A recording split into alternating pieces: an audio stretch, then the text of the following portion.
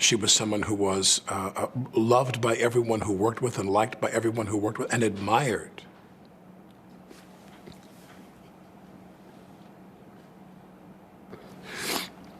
Sorry.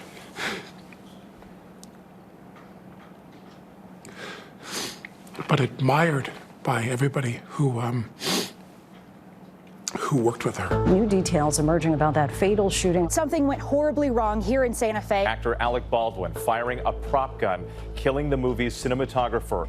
It's been nearly a year since the fatal shooting on the New Mexico set of the film Rust, which took the life of cinematographer Halyna Hutchins. Tonight, Hutchins' grieving family choosing to close out one of many legal sagas in the death of the 42-year-old mother. 8 months after filing a wrongful death lawsuit against Alec Baldwin, producers and crew members of the film, Halyna's husband Matthew agreeing to accept an undisclosed settlement amount. Considering what Halyna Hutchins' husband had said about Alec Baldwin, I was stunned that they reached an agreement. Baldwin recounted those fateful moments during his tell-all interview with ABC's George Stephanopoulos last December. Everyone is horrified. They're shocked. It's loud. They don't have their earplugs in. No one was. The gun was supposed to be empty. Matthew Hutchins releasing a statement today saying in part, "I have no interest in engaging in recriminations or attribution of blame to the producers or Mr. Baldwin. All of us believe Halyna's death was a terrible accident." Matthew Hutchins also revealing that the filming of Rust would continue in January. He will be joining the film as an executive producer. So for it to be settled and for Halyna's husband to now be part of the creative team, it shows that there clearly is a resolution in this settlement. Now, the financial terms of the settlement have not been disclosed. Hutchins' statement saying all the main players would be returning, which would also include Alec Baldwin, the embattled star of the film, who was holding the firearm that discharged a real bullet, killing Hutchins and injuring director Joel Souza. Baldwin releasing a statement through his attorney saying, throughout this difficult process, everyone has maintained the specific desire to do what is best for Halyna's son. We are grateful to everyone who contributed to the resolution of this tragic and painful situation. I think the big question, and the one you must have asked yourself 1,000 times, how could this have happened? All of what happened on that day leading up to this event was precipitated on one idea, and that is that Halyna and I had something profound in common.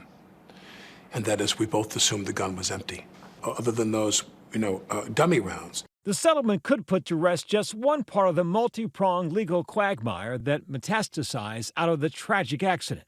A criminal investigation is still underway. The district attorney in New Mexico announcing today that the settlement has no impact on the ongoing investigation or the decision whether to file criminal charges.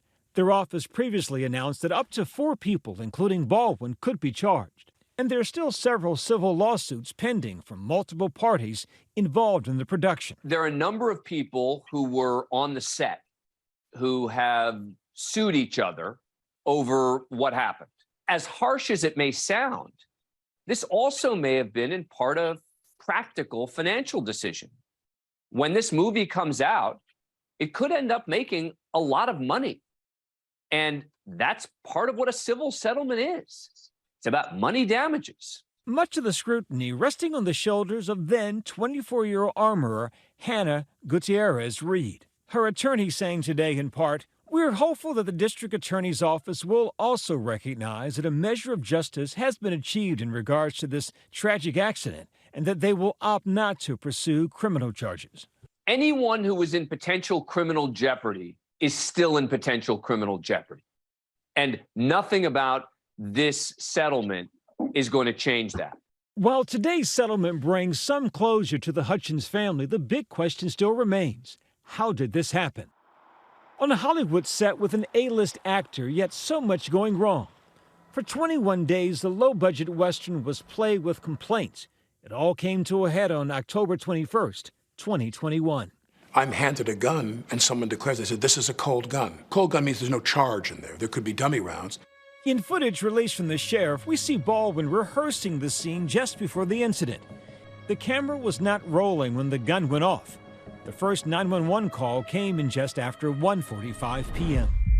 911, what's the location of your emergency? We need an ambulance out at Bonanza Creek Ranch right now. We've got 2 people shot on a movie set accidentally. Gunshot underneath the right arm. Both hit by the same bullet. Hutchins is critically injured. Life flight is on the way. Did you wait, sir?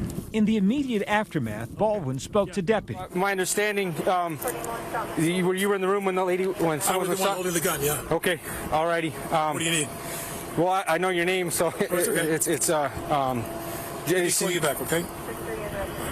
Baldwin describing the moment the gun went off to George. I'm holding the gun where she told me to hold it, which ended up being aimed right in below her armpit, was what I was told. I don't know. This was a completely incidental shot, an angle that may not have ended up in the film at all.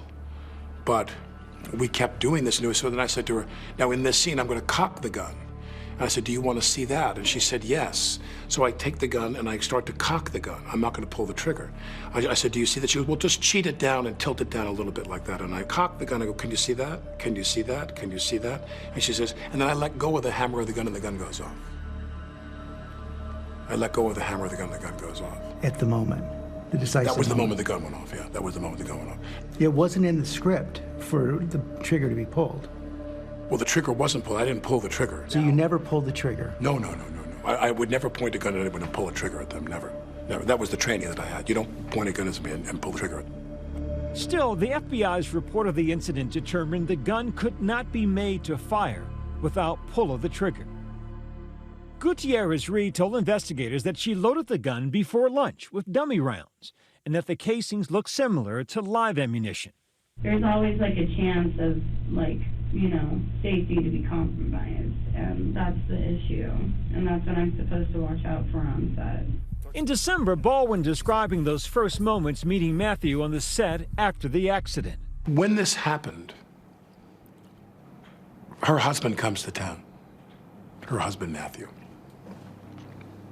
and I met with him and their son, and he was as kind as you could be. He was as kind as you could be. What can you possibly say to him?